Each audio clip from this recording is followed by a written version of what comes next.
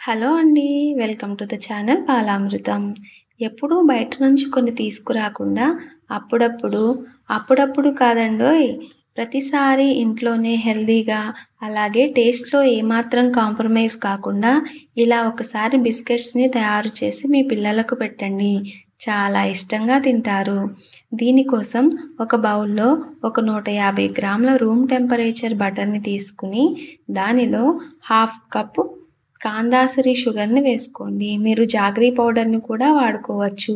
అలాగే half tea spoon యాలకుల పొడిని తీసుకుని బటర్‌తో షుగర్ బాగా కలిసి ఇలా స్మూత్‌గా అయ్యే వరకు కలుపుకోండి. ఇప్పుడు దీనిలో 1.5 కప్పుల జొన్న పిండిని తీసుకోండి. నేను అరకప్పుతో తీసుకున్నాను కాబట్టి 3 అరకప్పులు తీసుకున్నాను.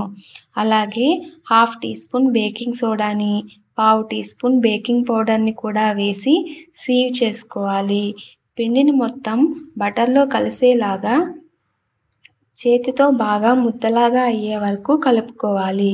ఇలా ముద్దలాగా చేసుకున్న పిండిని వెంటనే మీకు కావలసిన షేప్‌లో బిస్కెట్స్‌ని చేసుకుని మీకు నచ్చిన డ్రై ఫ్రూట్స్‌ని చిన్న ముక్కలుగా కట్ చేసి వాటిని బిస్కెట్స్ మీద చల్లుకోవాలి. నేను ఇక్కడ జీడిపప్పులను తీసుకున్నాను.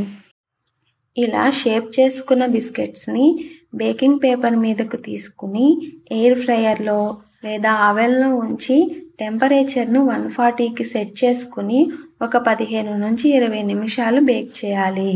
బేకింగ్ టైం అనేది మీరు చేసుకునే బిస్కెట్స్ థిక్నెస్‌ని బట్టి మార్చుకోవాలి.